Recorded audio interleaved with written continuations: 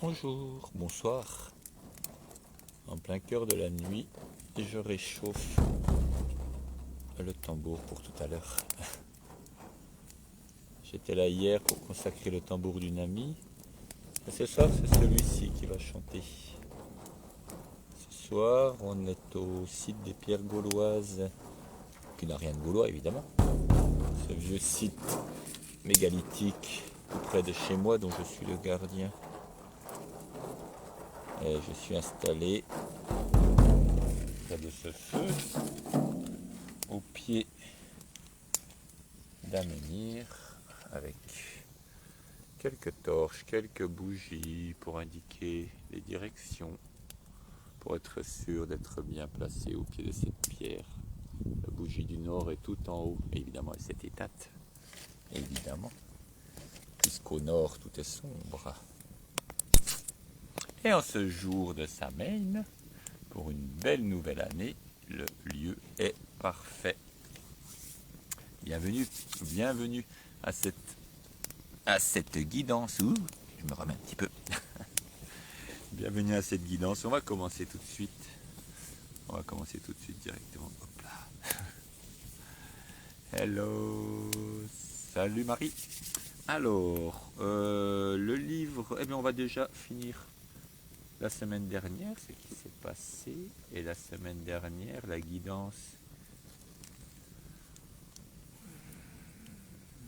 du Saul Helligan. Le Saul qui nous a accompagnés cette semaine tout en douceur, tout en féminité, vraiment tout en douceur et en soin. Donc c'était une semaine tranquille et douce et je vais demander au feu pour l'accompagner, sortir quelques braises. Et sur ces braises, mettre un peu d'encens et remercier le Saul pour son accompagnement. Voilà, un peu de copal. Hop, je vous guide dans cette direction. Quelques braises qui ont été sorties. Et je remercie le Saul et leur accompagne. Merci pour ton message de douceur, de féminité, de lune, de soin, de guérison. Voilà. Et on va procéder tout de suite au tirage de la semaine qui vient. Salut Laurence. Je te recontacte tout de suite.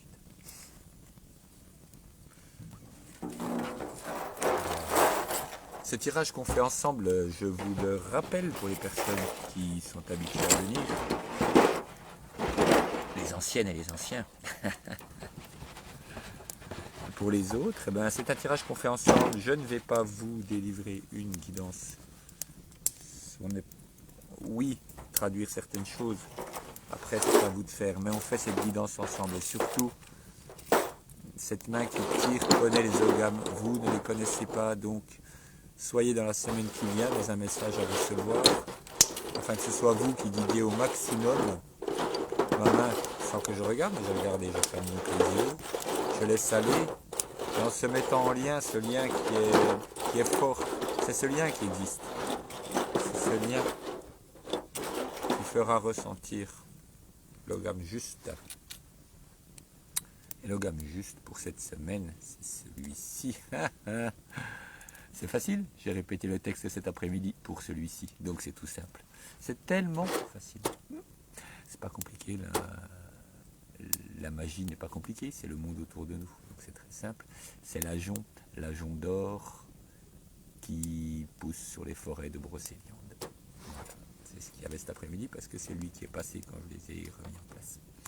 Et vous voyez, il est en or et en couleur jaune, 2 barres horizontales simplement. Donc c'est cet ajon d'or vraiment, si vous êtes déjà allé à Brocéliande, si vous n'y êtes pas allé, vous pouvez venir au Nouvel An, on fait une semaine là-bas, et avec l'ami Caroline et les amis Caroline et Virginie, la fine équipe.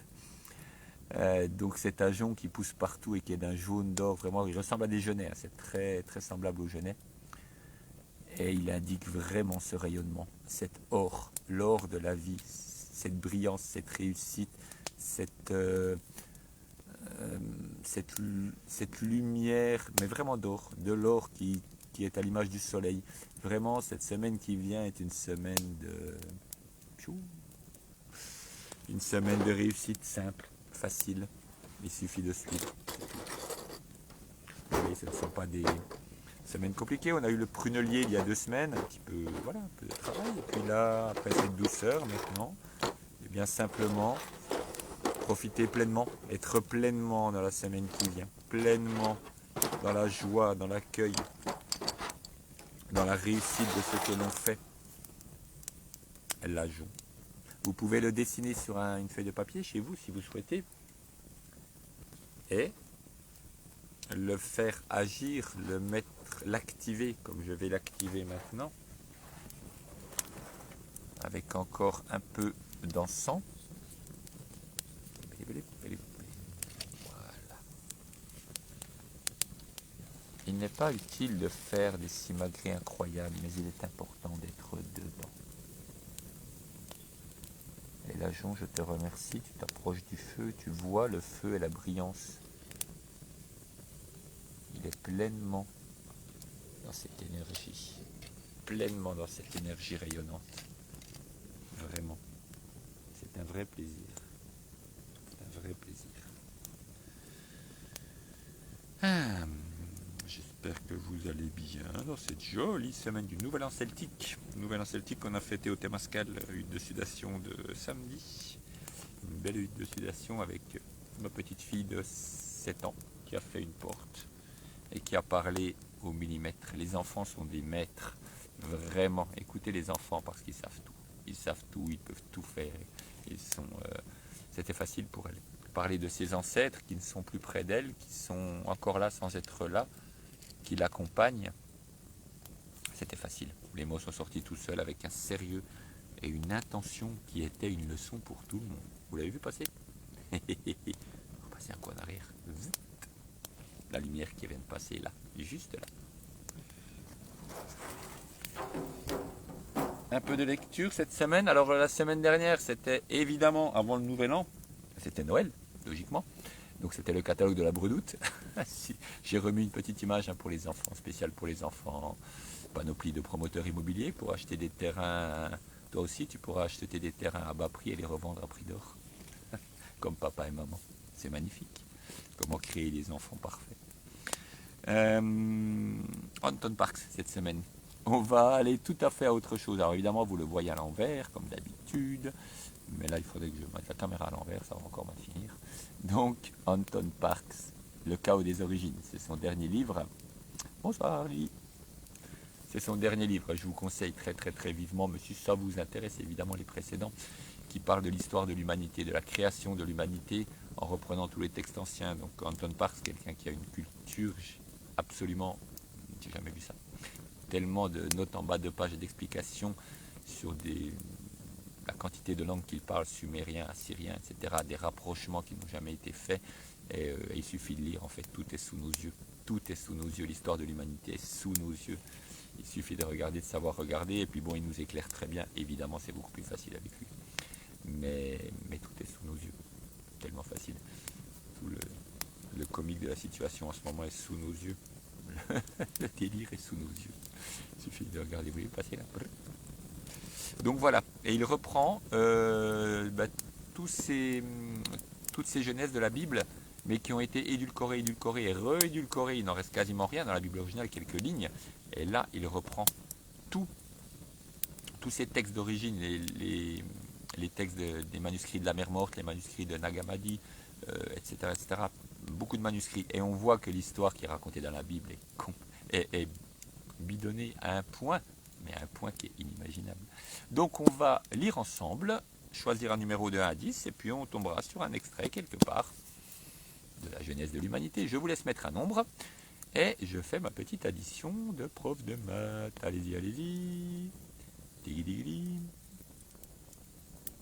Tigui-digui. Personne n'écrit rien. On va lire juste la couverture. C'est parti.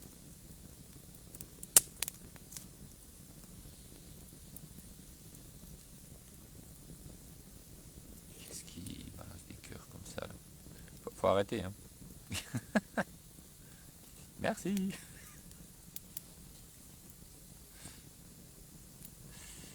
Quelqu'un d'autre pour mettre des numéros?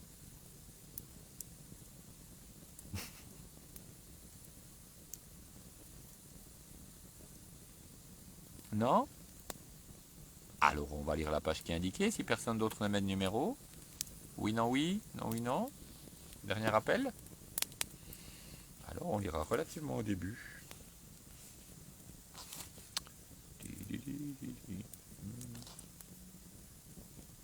Mhm. Bon, c'était jusqu'à 10. Ça fait 2 du coup.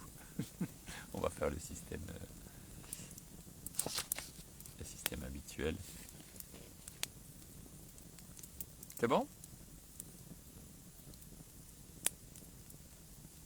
Ah, c'est l'introduction.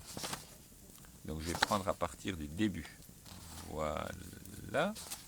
Et puis... 24.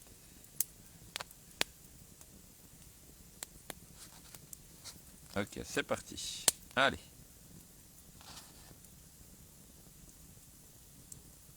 Bon, faut arrêter.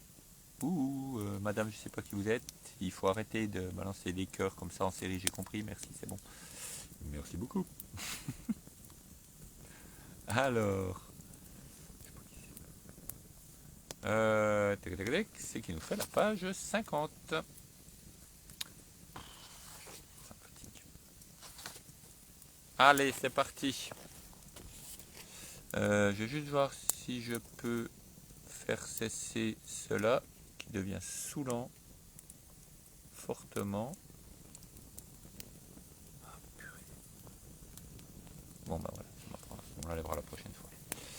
Je l'enlèverai tout de suite. On y va, j'ai une lampe de poche, je vois clair. Décidément, voilà, petite torche. C'est parti. Une querelle émanant du côté gauche se produisit dans le monde, et la rigueur céleste se fit sentir.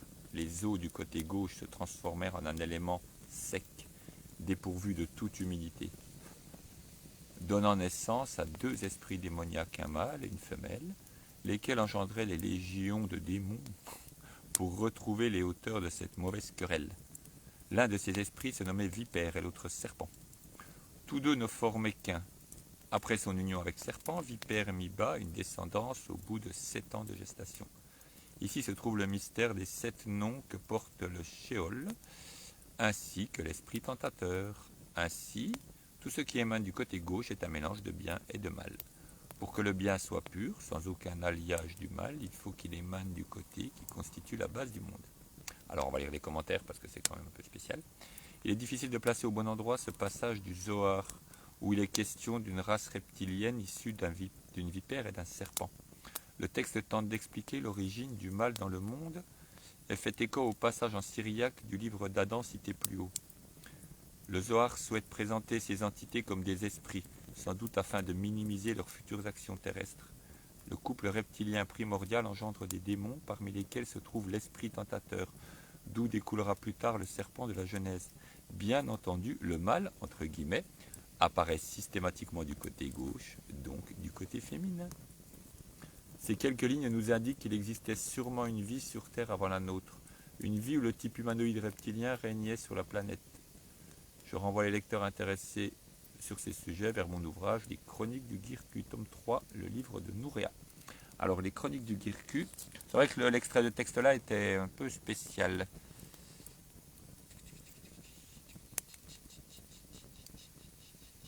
Oui, il a repris pas mal de choses dans d'autres choses.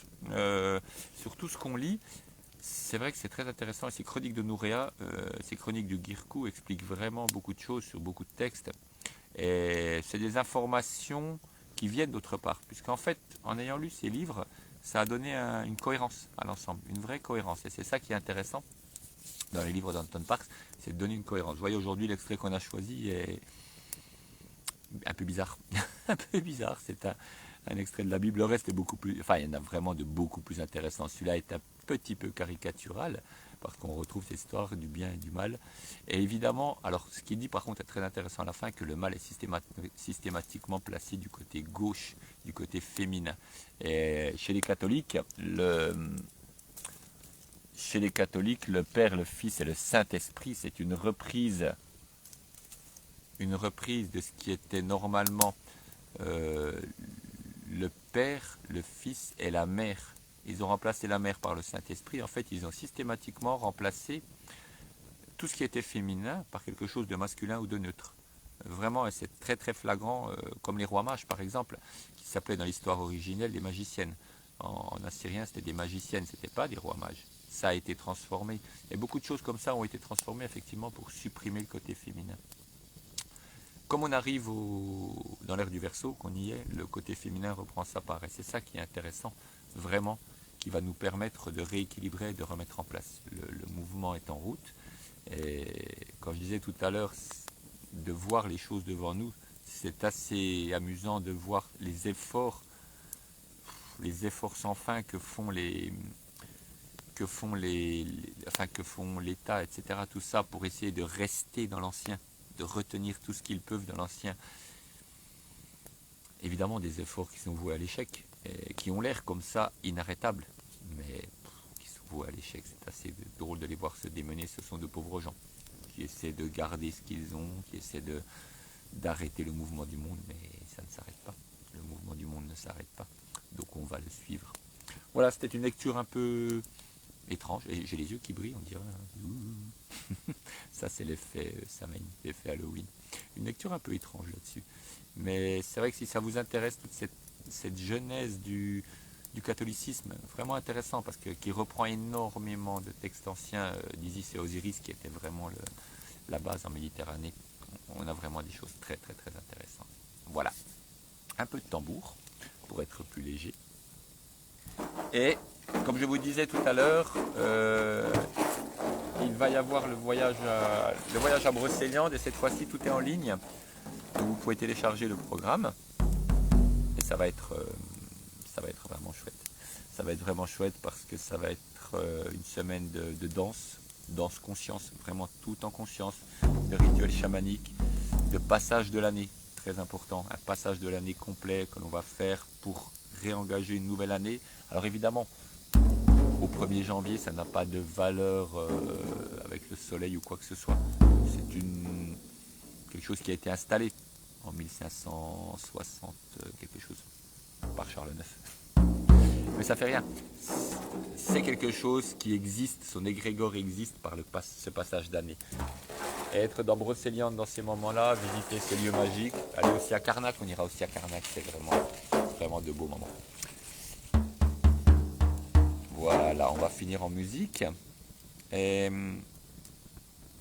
donc je suis à Mâcon en fin de semaine, si vous voulez, si vous êtes dans le coin, donc du côté de Mâcon, j'y serai en fin de semaine. Et puis une sortie avec Gaël Lanard sur Besançon, enfin derrière Besançon, Ornans, sur Ornans le week-end du 21. Voilà, si cette guidance vous a plu, si tout cela vous plaît, que vous aimez suivre, vous pouvez me soutenir, il y a le lien pour une participation si vous le souhaitez. Je remercie toutes les personnes qui participent et qui me permettent de continuer ce que je fais, mais qui est plaisant. C'est ce qu'on pense aujourd'hui, ce n'est pas un travail, c'est œuvrer, faire les choses. Quand on fait ce qu'on aime, ça va tout seul. Tambour, belle semaine avec l'agent. Voilà.